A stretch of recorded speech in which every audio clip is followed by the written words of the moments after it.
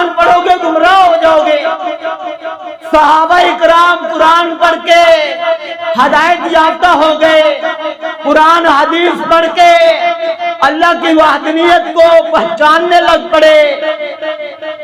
آج قرآن پڑھیں گے گمراہ ہو جائیں گے۔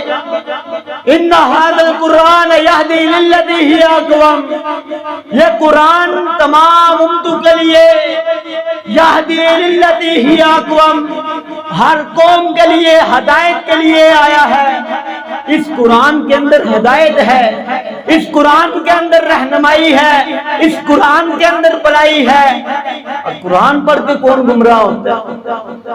اگر ہم نے قرآن کو چھوڑا، نبی محترم علیہ السلام کے فرمان کو چھوڑا، تو نبی علیہ السلام نے صحابہ اکرام کو درس دیا تھا کہ میرے صحابہ، اگر تم نے رب کی کتاب کو تھام لیا، اگر تم نے میری سنت کو تھام لیا، یہ دو چیزیں آپ تھام کر دنیا کے اندر کھڑے ہو گئے، آپ کو کوئی گمراہ نہیں کر سکے گا۔ اگر تم نے رب کے قرآن کو چھوڑ دیا، میری سنت کو چھوڑ دیا، تو میرے صحابہ آپ گمراہ ہو جاؤ گے۔ کیا قرآن پڑھنے سے اللہ کے نبی نے گمراہ ہونے کی تائید کی ہے؟ کیا اللہ کے نبی نے قرآن پڑھ کے گمراہ ہونے کی تعلیم دی ہے؟ اللہ کے نبی نے قرآن تھامنے والوں کو ہدایت کی تلقین کی ہے اور قرآن چھوڑنے والوں کو گمراہی کی تلقین کی ہے۔ یہ میرے نبی کی آمد کا مقصد ہے۔ ہمیں قرآن سے دور کیا گیا ہے، ہمیں حدیث سے دور کیا گیا ہے۔ قرآن تمام امتوں کے لیے ہدایت لے کر آیا ہے۔ صحابہ کرام میں وہ صحابہ تھے جن کو اپنا نام بھی لکھنا نہیں آتا تھا۔ دیکھ، قرآن و حدیث کی برگردانی کر کے دیکھیں، قرآن و حدیث کا مطالعہ کریں۔ 90% صحابہ کرام ایسے تھے جن کو پڑھنا لکھنا آتا ہی نہیں تھا، لیکن قرآن پڑھ کے ان کو ہدایت ملی تھی۔ صحابہ کرام تعلیم یافتہ کہاں تھے؟ ان کے پاس کون سے 16 علوم تھے؟ ان کے پاس کون سی ڈگری تھی؟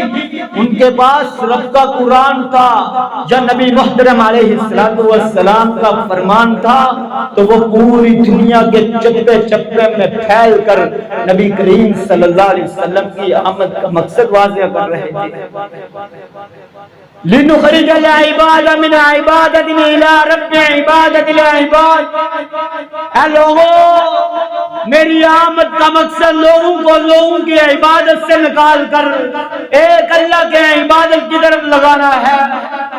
ذو الطالب والمطلوب، رب کا قرآن کھولے، قرآن پڑھیں، قرآن و حدیث کا مطالعہ کریں۔ قرآن و حدیث کے معاملے پر کسی کے اوپر اعتبار نہ کریں، دلیل مانگے، برہان مانگے۔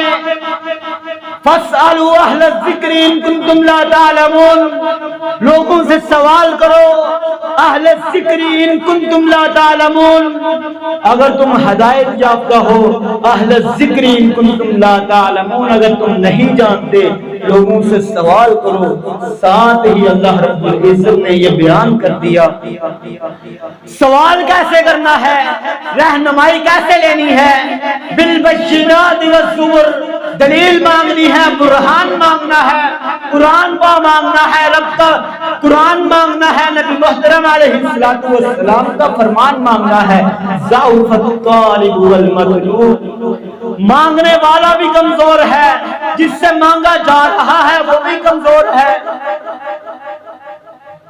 جس کی عبادت ہو رہی ہے وہ بھی کمزور ہے، جو عبادت کر رہا ہے وہ بھی کمزور ہے۔ یہ نبی کی بات کا مقصد تھا، لنخرج العباد من عبادت الى رب عبادت العباد۔ لوگوں، میری آمد کا مقصد لوگوں کو لوگوں کی عبادت سے نکال کر ایک اللہ کی عبادت کی طرف لانا ہے۔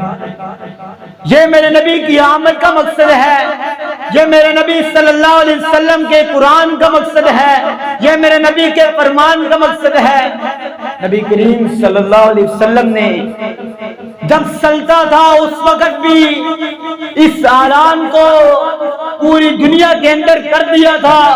علی رضی اللہ تعالی عنہ کو تلوار دے کر بھیج دیا تھا کہ علی المرتضیٰ پوری دنیا کے اندر چھا جاؤ، جو بھی تمہیں غیر اللہ کا مقبرہ نظر آئے اس کو ڈھا دو، زمین کے برابر کر دو. جب علی المرتضیٰ کی حکومت آئی، ابو الحجاج کو حکم دیا کہ ابو الحجاج میں آج تجھے اس مقصد کے لیے مبعوث کرتا ہوں، تجھے اس مقصد کے لیے بھیجتا ہوں جس مقصد کے لیے مجھے نبی کریم صلی اللہ علیہ وسلم نے بھیجا تھا. اے ابو الحجاج بخاری شریف کا مطالعہ کریں. اے ابو الحجاج مجھے اللہ کے نبی صلی اللہ علیہ وسلم نے کس مقصد کے لیے بھیجا تھا؟ اے ابو الحجاج اپنے تمام خاندان کے گھوڑ سواروں کو حاضر کرو، بلا لو. آپ کے خاندان کے تمام گھوڑ سوار آ گئے، ہاتھ میں تلواریں تھامی ہوئی ہیں، تمام آ گئے. آپ نے کیا حکم کیا؟ آپ نے کیا حکم جاری کیا؟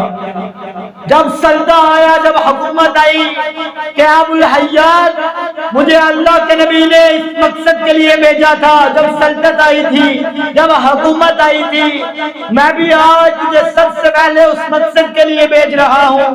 اس تلوار کو تھامو، دنیا کے اندر چھا جاؤ، اپنی جان کو نشاور کر دینا، لیکن اللہ کی وحدانیت پر آنچ نہ آنے دینا. اے ابو الحجاج اپنی قوم کو، اپنے قبیلے کے لوگوں کو لے کر روانہ ہو جاؤ، دنیا کے اندر پھیل جاؤ، غیر اللہ کی جہاں بھی عبادت ہو رہی ہو ان کے مقبروں کو ڈھا دو. یہ میرے نبی کی آمد کا مقصد ہے، یہ میرے نبی کی بات کا مقصد ہے. میرے نبی کی آمد کا مقصد لٹیا ڈالنا